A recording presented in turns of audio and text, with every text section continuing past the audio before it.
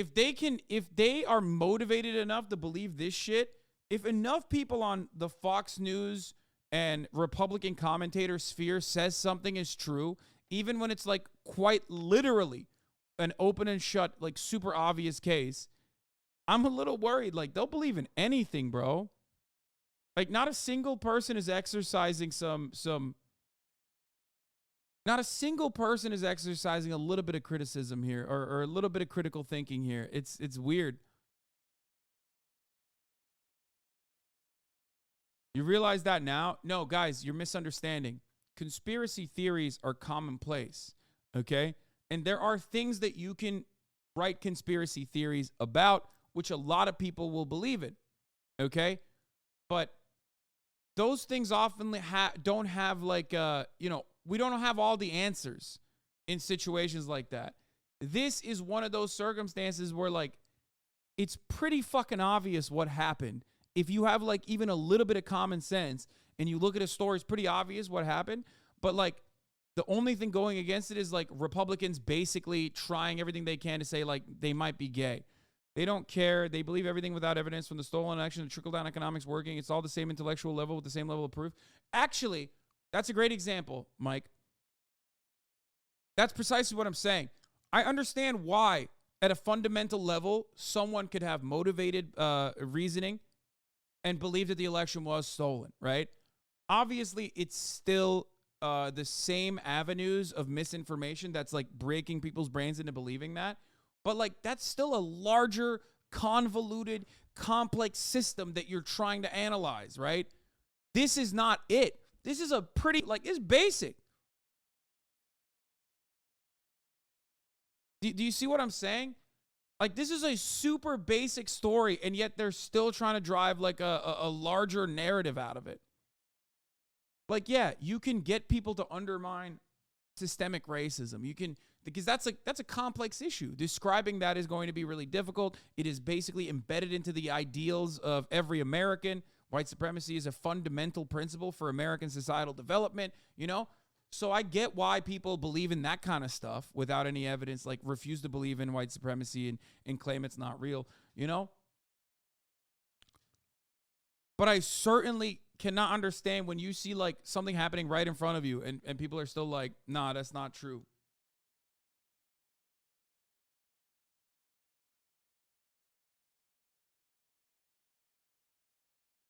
This is partially being charged up because the hogs who know the gay story isn't real are pushing it to trigger the libs. I'm afraid something much scarier than that is happening. I feel like going forward, I think you can get not just, like, the most insane people, but I think in the future, you will be able to get conservatives to believe shit that, even in the most basic shit that happened to them. Like the school shooting guy. There's a dude, there was a parent in the Parkland school shooting who doesn't believe that it was a real school shooting. Like, his children were there, right? And he doesn't believe that it was a real school shooting. Now, that is an edge case, right? That's so scary. That's so crazy. You're like, whoa, wait a minute. Like, that's maybe one guy, and you'd be right. But I feel like nowadays, that's going to happen more frequently to every conservative. I mean, we kind of saw this, like, mass psychosis with January 6th, where I told you guys, like, I know conservatives that were there that fucking said that it was Antifa or whatever. It's like, bro, you were there.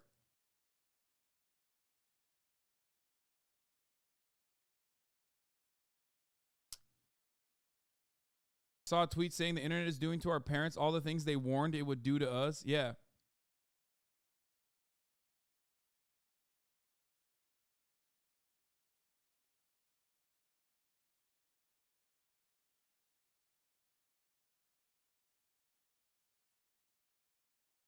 Like, there is a spectrum of belief, right?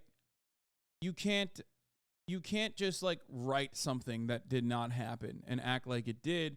You need some evidence for it. Nowadays, I feel like conservatives can do that, especially if the conservative media machine is motivated enough, and they will do that and people will not expect any sort of like people will not exercise any sort of skepticism. I mean, here are some things that a lot of people believe, even though it's done by both parties. Cancel culture is exclusively a liberal weapon. This is a concept that conservatives are hammered on to every fucking American skull at this point. So a lot of average, random, everyday Joes believe that. Even if their party affiliation is inconsistent, even if they might be Democrats, they're like, yeah, liberals do get out of hand. They do that. It's like, bro, conservatives do it all the fucking time. They're doing book burn. Conservatives are the party of free speech. Another lie. Conservatives are the ones who are doing book burnings. They're the ones who are like, we're banning critical race theory. They're the ones who are like actually undermining free speech at the systemic level regularly, genuinely going against free speech. So they do it all the time.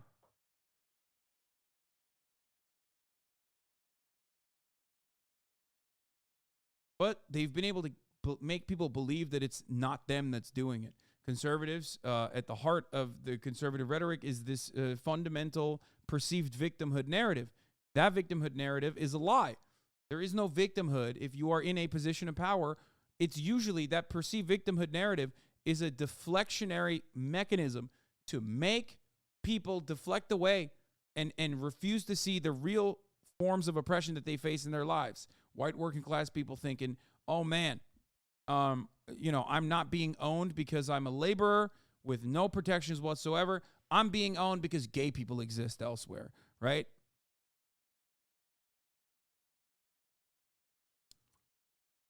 And it's gotten to a point where I truly feel like, I'm going to make an analogy here. It's gotten to a point where I feel like, have you ever, I've talked about this before, but like Mormons, for example, ex-Mormons are more susceptible to multi-level marketing schemes. This is a known thing. If you look at any MLM, you have a lot of Mormons and ex-Mormons that are involved in it. Because like when you're a Mormon, when you're in a more insulated religion that is like built around community, okay, there is so much conditioning for everything around you, for the world building in Mormonism to exist and for you to abide by it. There's so much conditioning, so much brain breaking that's happening, right? That like it genuinely rewrites your brain to behave in a certain way. It's basically like a cult, right? A lot of cults do this. So that opens you up to a lot of misinformation. You're more inherently trusting, and you're easier. It's easier to make you believe shit. Okay. The Republican Party is basically doing that at the mass scale. If you are a conservative in any meaningful capacity, we are going to rewrite fundamental truths and make you misunderstand everything in your life and make you angry at every little thing. And once you're fully captured by that brainwashing mechanism, it's just really hard for you to come back.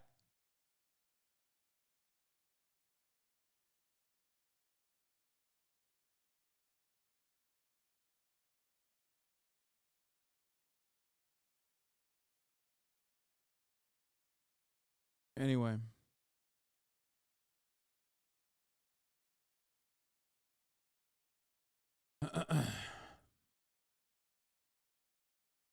But yeah, let's move on to Biden and Obama hitting the campaign trail in final push ahead of the midterms. Votes just 6 days away. President Biden and former President Barack Obama hitting the campaign trail in the final stretch. Obama headlined a rally last night in Nevada, which could determine control of the Senate. Janae Norman is on the scene in Las Vegas. Good morning, Janae. Hey, George, good morning. Former President Obama brought his hope and change optimism, encouraging Nevadans to vote early and vote blue down the ballot as vulnerable Democrats struggle with voters here. And we spoke to many voters struggling themselves who say they voted for Democrats before but are now voting Republican, hoping for change. Overnight, Democrats in Nevada bringing in their biggest star, former President Barack Obama, trying to shore up support in the Silver State. This election requires every... Why is Obama campaigning? Is a great question. It's because he's like the last popular mainstream establishment Democrat. That's it. That's literally he is the alternative to Donald Trump.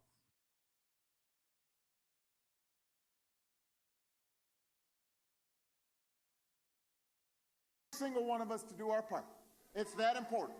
Obama saying the basic foundation of our democracy is at risk as recent polls show a dead heat between Democratic Senator Catherine Cortez Masto and challenger Adam Laxalt, a pro-Trump Republican who sought to overturn the state's 2020 election results. This race could tilt balance of power in the Senate to Republicans.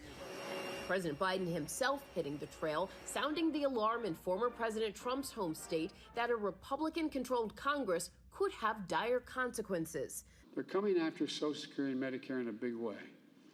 Folks here in Florida, you need to know this. But across the country, kitchen table issues like rising inflation and the economy appear to be helping Republicans make headway with voters. Democrat Tim Ryan on defense overnight in Ohio as those issues dominated a Senate town hall. I think when it comes to inflation, we need a tax cut. We need to put money in people's pockets if we're going to weather the storm here. Republican nominee J.D. Vance trying to tie Ryan to Biden policies. The Biden administration, backed by Tim, supported a lot of borrowing and spending, throwing fuel on the fire, which has caused the price of everything to go up. Democrats are optimistic issues like abortion can help turn the tide in razor-thin races. I hate this. Like Democrats who did absolutely nothing to change the tides on abortion. Democrats whose campaign strategy on abortion was sit back and enjoy the show as Republicans blow it up, are now going, hey, maybe it'll stay on top of mind when people go to the polls. Like, you didn't do anything about it. You didn't even do the classic like fake pandery shit. You know what I mean?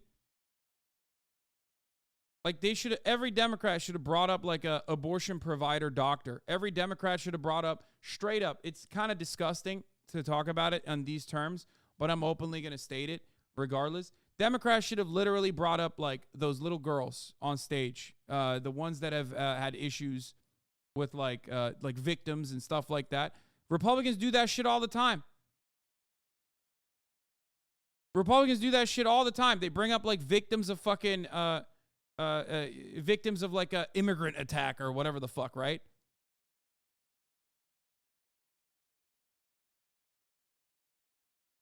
Healthcare.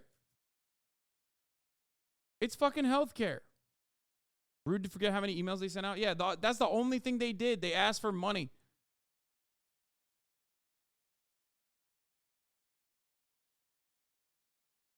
Yup, that fake girl from Oklahoma or whatever. What do you mean fake girl?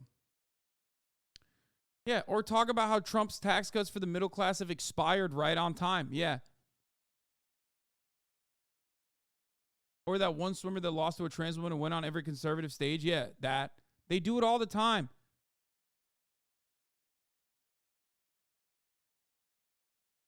I know this is off topic, but I lost my grandma today. I've been coping by watching videos all day. You have made me laugh my ass off and feel better. Thank you. Oh, I'm sorry to hear that.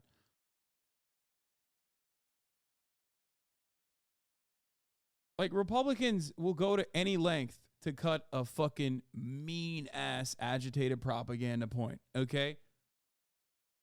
And if they can't cut it, they'll make one up. Democrats can't even fucking show supporting arguments and put real faces of real victims on the main stage when it comes to, like, the genuine issues that people are facing. Like, be like, hey, if Doug Mastriano becomes governor in Pennsylvania, right down the street in Ohio, this is a little girl who's now 16, 17, but was 14 when she was sexually assaulted, couldn't get an abortion. You want her? You want your daughters to be in a similar situation? If Doug Mastriano is the governor, that's what you're going to get.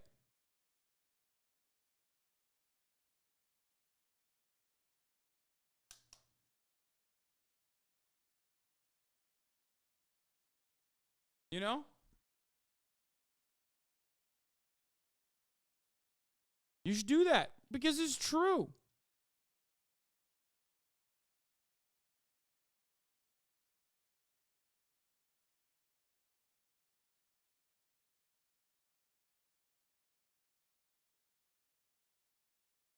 Anyway, let's continue. This is like in Georgia, where recent polls show Republican Herschel Walker gaining ground on Senator Raphael Warnock.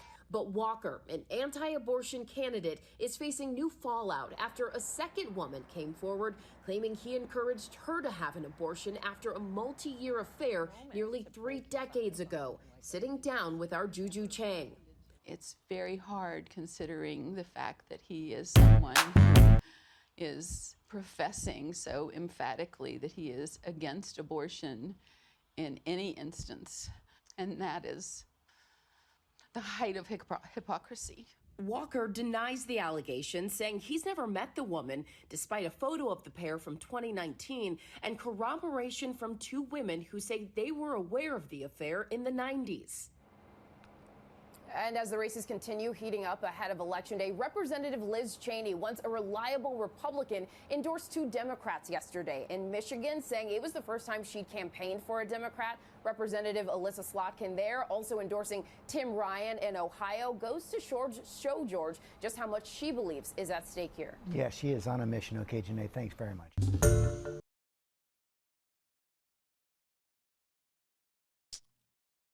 They should also highlight inflation and ways they'll fix it or make it better on top of reproductive rights. They're basically shooting themselves in the foot, and it's sad. Also, I will vote. I live in PA and will vote blue. Or proposing targeted funding that includes red rural areas or demographics that desperately need it and highlighting when the GOP blocks it. Could you imagine? Yeah. Like, Biden did a good thing with the student loan debt relief. I don't understand why they're not on every fucking podium going, hey, you want 20 grand? You should get the 20 grand back. This entire system is designed to fucking milk you, okay? It's fucked up. We're going to fix it. We're going to make college cheaper too, which, you know, Joe Biden has tried to make, right? You could literally say, we're making community colleges free. We want people to go into the trades. We want people to go to trade schools. We're gonna cheapen that as well. We're going to make it more affordable. We're going to hopefully make it free. You know who doesn't want that? Republicans. And just point to the fucking Republicans that have tried to block it over and over again. It blows my mind. They're not doing it. They're not doing that.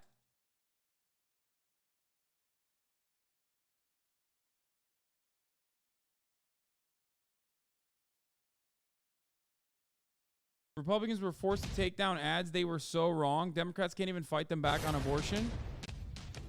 The last thing before we go tonight, false advertising. The National Republicans